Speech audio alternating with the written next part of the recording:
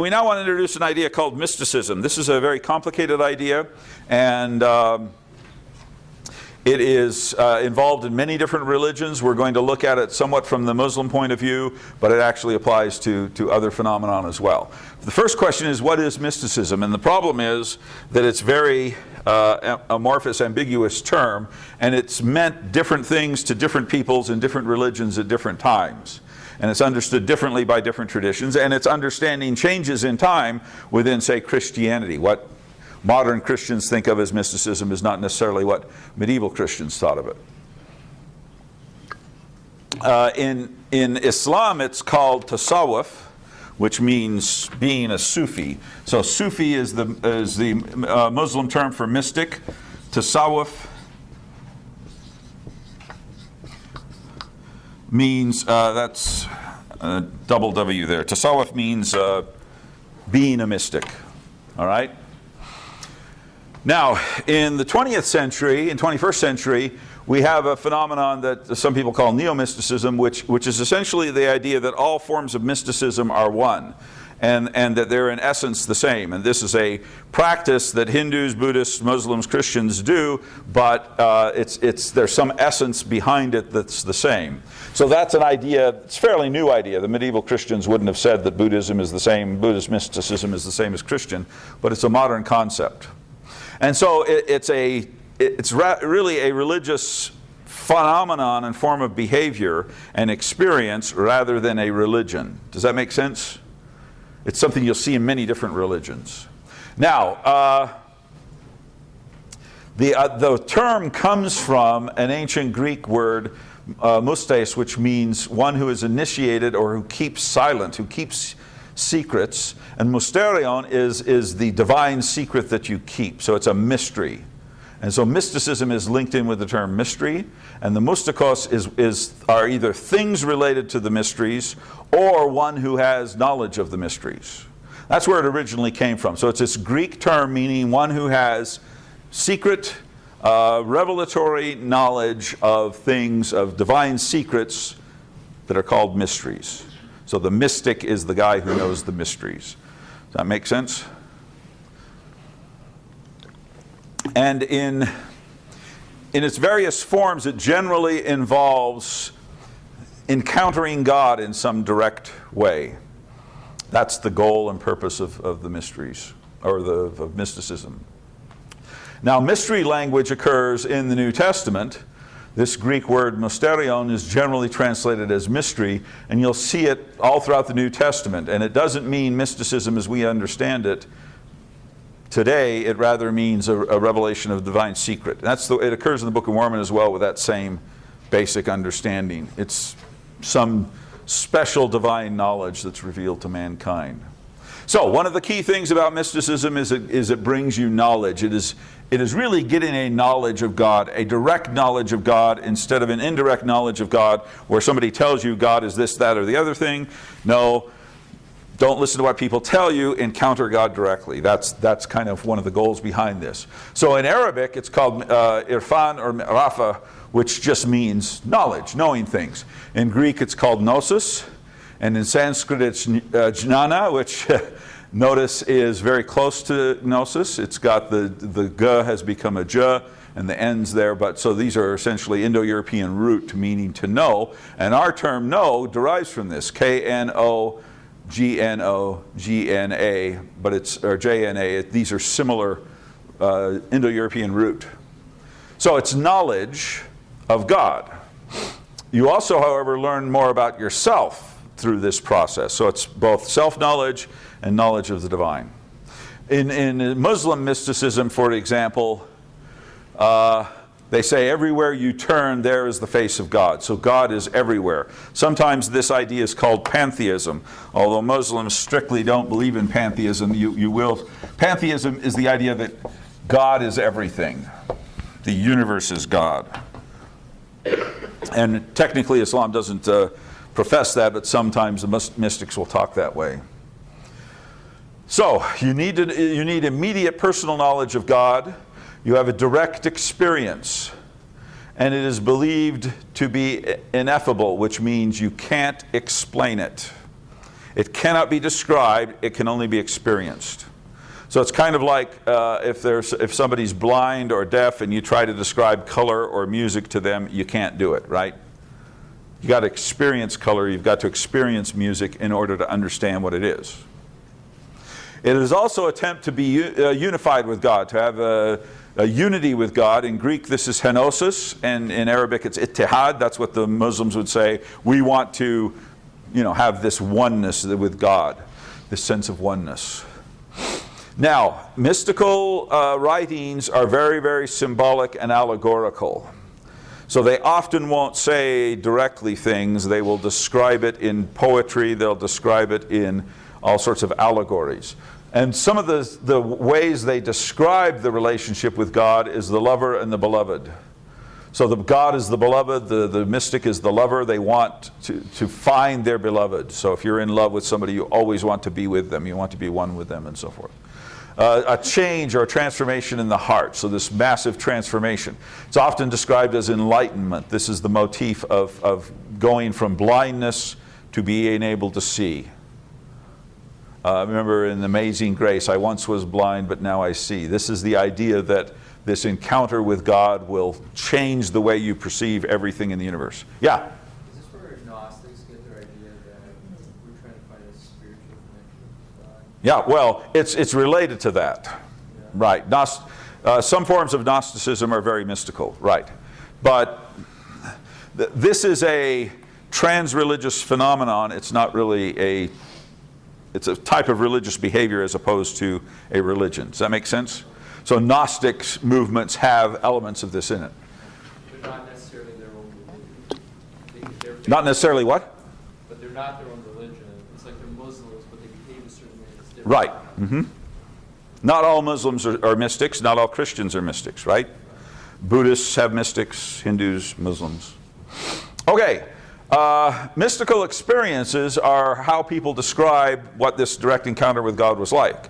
And it's kind of paradoxical because they'll always tell you, well, I can't describe it, and then they'll go on to describe it, right? I mean, so you've got a little bit of disjunction there. But one is a theophany. And in fact, what we find is in earliest texts talk about seeing God.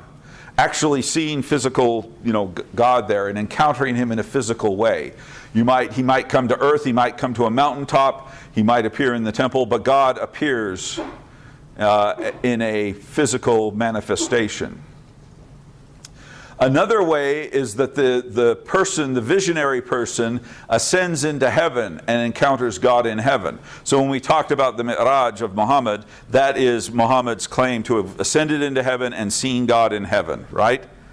So it is a different form of theophany, but here the mystic goes to heaven, here God comes to earth. Does that make sense?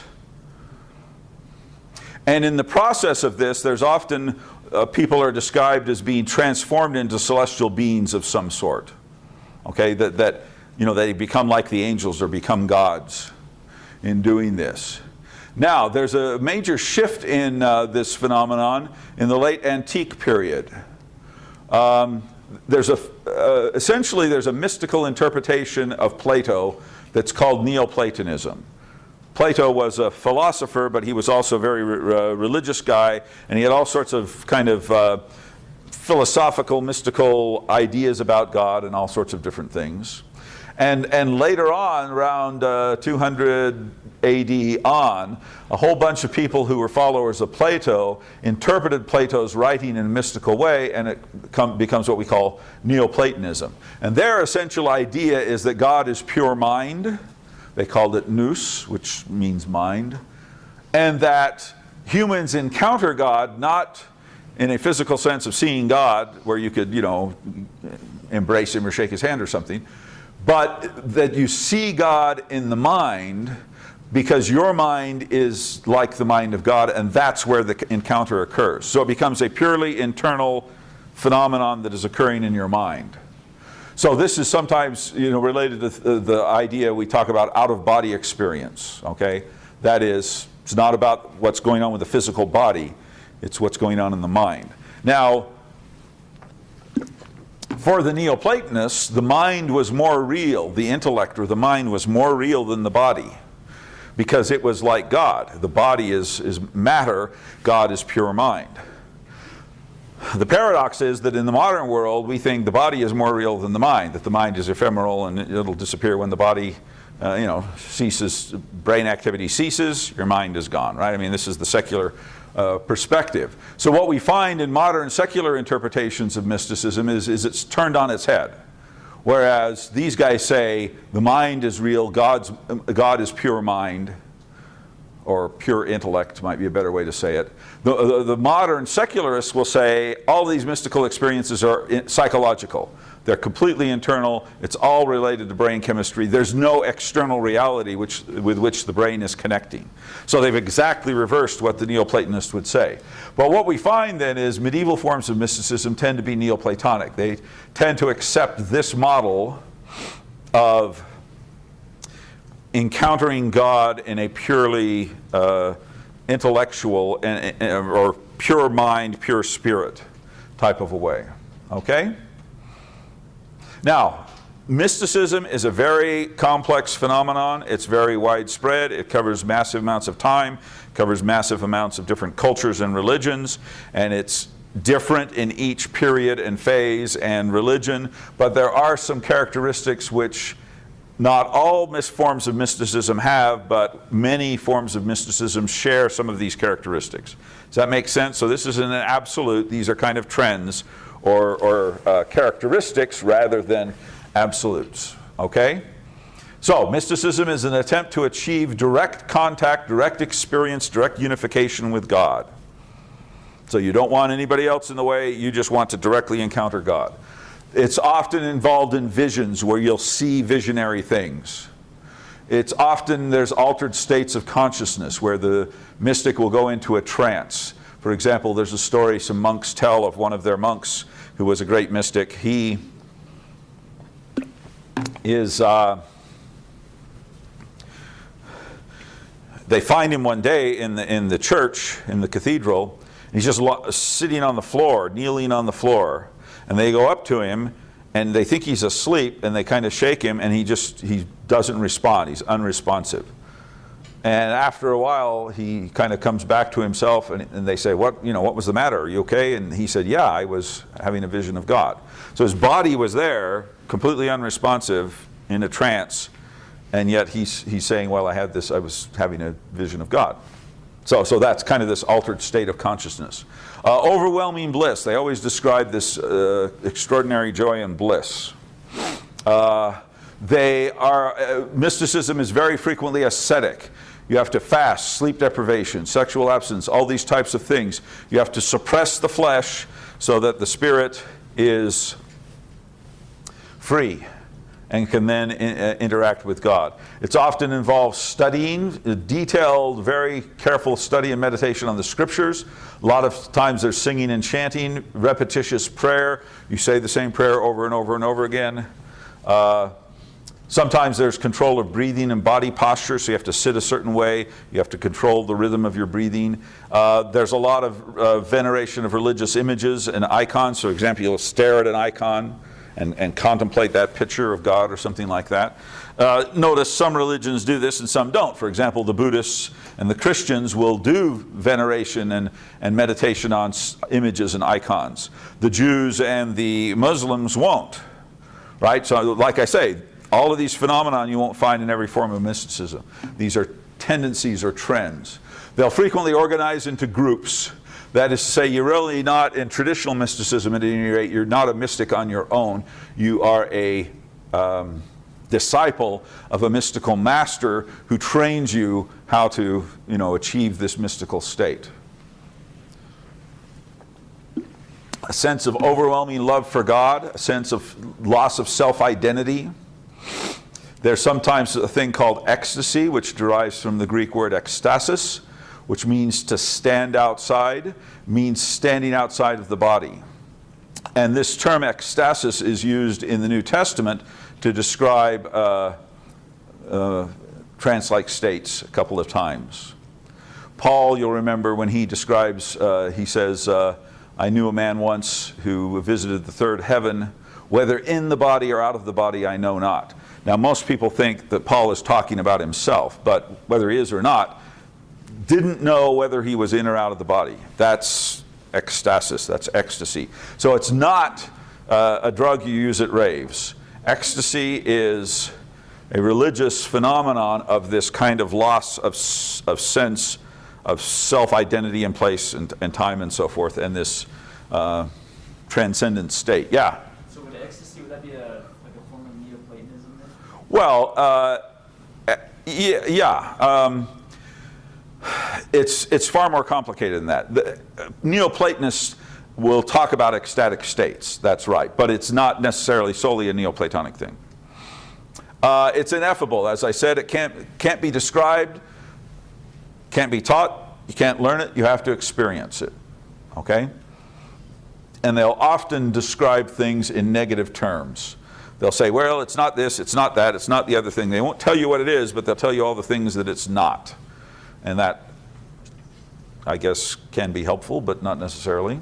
It is salvific. When you have mystical experiences, it saves you. It is an act of saving your soul. And it gives you a partial taste of the relationship with God that you'll have eternally in heaven or in the afterlife. You gain revelatory knowledge through mystical experiences. So those are some characteristics of how it's described. Now, when you look at very archaic descriptions of encounters with God, they're generally much more physical and materially oriented than our mystical experiences. When Isaiah sees God in the temple, he's seated on a throne. He has a physical presence. Okay? When Ezekiel sees God in the chariot throne, there's a physical presence there. Moses sees God as a physical presence. So, very ancient prophetic tradition is much more oriented towards physicality of these things. When Joseph Smith sees God, he sees a physical presence. He sees the Father and the Son, right? It's not this sense of divine presence in his mind. That he's seen something, okay? As I said, this changes with the Neoplatonic movement, which believes that God is pure mind and that you really only encounter God in your mind. And what you see in your mind is an image of God.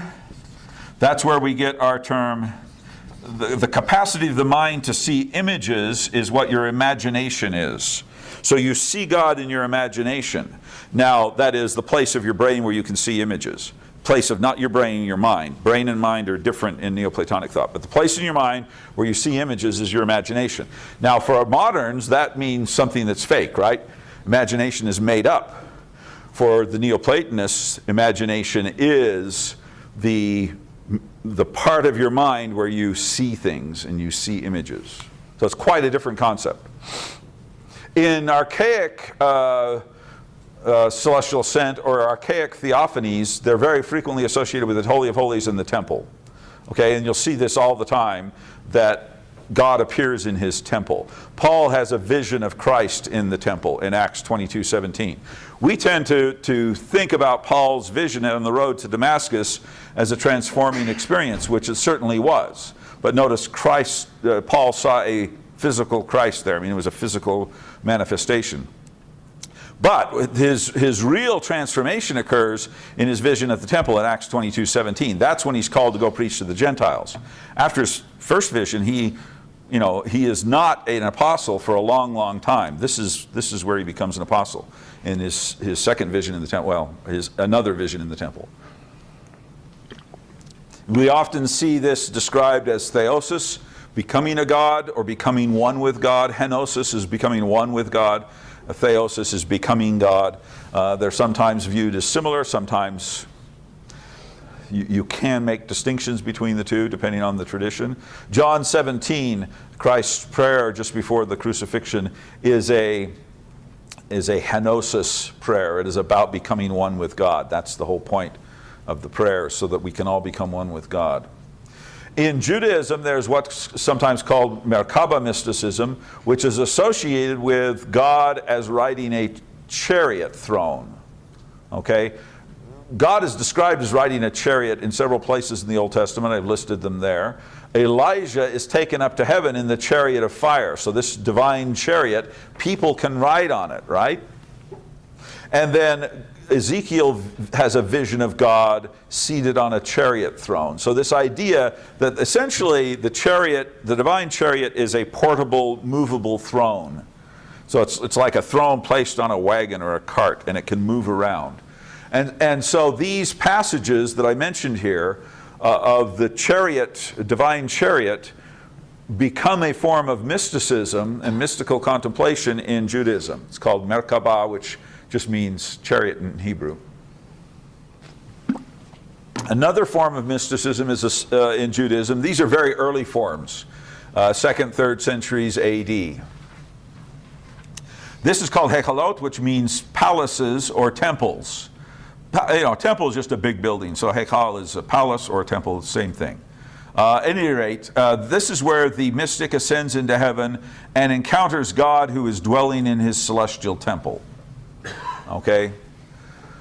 And the mystic is able to worship at the celestial temple, and he does everything in the celestial temple that he would have done if he'd been in the earthly temple. But he's gone up into heaven and he's encountering God in the celestial temple. Okay? And sees God enthroned there. So notice, the book of Revelations is very much like this phenomenon, right? John is taken into heaven, the doors of the temple open, he sees God enthroned there, he sees all the white-robed angels as priests, and on and on and on. I mean, it's very much a temple-oriented vision. Now, the form of mysticism that is about the intellect or the mind being unified with God is based on Neoplatonism. And Neoplatonism merges with Christian thought, really beginning in the 3rd century, but continues on, and its high point comes with a guy named Dionysius.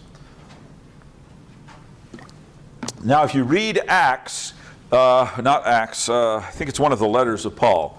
Dionysius is described as a disciple of Paul who lives in Athens. There's a book that was written about 500 AD that was believed to be by Dionysius, the disciple of Paul. It was really written by a monk about 500 AD, probably a Syrian monk. It's written in Greek, and this guy has completely merged Neoplatonic thought with Christian thought, and they become one. I mean, he's merged them together. And this is Neoplatonic Christian mysticism. And its origins, actually you see it earlier than that, but this is kind of the point where it gets finalized under Dionysius. And basically, Christian mystics followed this view of Dionysian mysticism through the 16th century, when they finally figured out this is not the disciple of Paul, but a different guy, and it's still very important, but it's kind of become problematic since then. Now, mysticism, you go through spiritual phases of spiritual development. The first is purgation, which is the purging of all your sins. The second is illumination, where you gain knowledge and revelation. And the third and final stage, this is the ultimate goal, is union with God, this mystical union. So this is another important part of what's going on in mystical traditions. Now, as I said, mysticism is a very complicated phenomenon. It can't be easily described or defined. Basically, many scholars say it can't be defined at all. So I don't know why I'm using the term, but what the heck, right?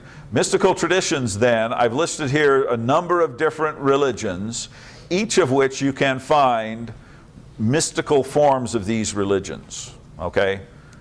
So Taoism in China is a mystical religion. Buddhism, often, Zen Buddhism especially, but it's often has mystical forms.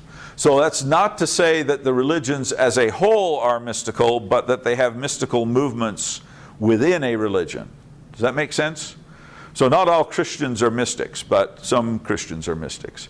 You will find a mystical tradition within Christianity. Now, Protestantism kind of downplayed mysticism. You'll see it less in Protestant religions than you will in Catholic, Greek Orthodox, and so forth. But there's still plenty of Protestant mystics as well. It's just kind of less important than it had been. And it's kind of coming to a renaissance now in the 20th century But it's a neo-mystical, kind of a New Age mysticism that's spreading around. But you know, it's a phenomenon now in modern world too. Okay, questions on mysticism? Yes. Any Mormon mystics? Well, that's a good question. I know lots of Mormons who say they're mystics, so I guess there is, right? And so yes, I think the answer is yes. I don't know as if there's mystical movements necessarily within Mormonism, but notice Mormonism is much more physical and material about its relationship with God, right? I mean, God's got a body. Neoplatonists would say that's really a stupid idea, that God has a body.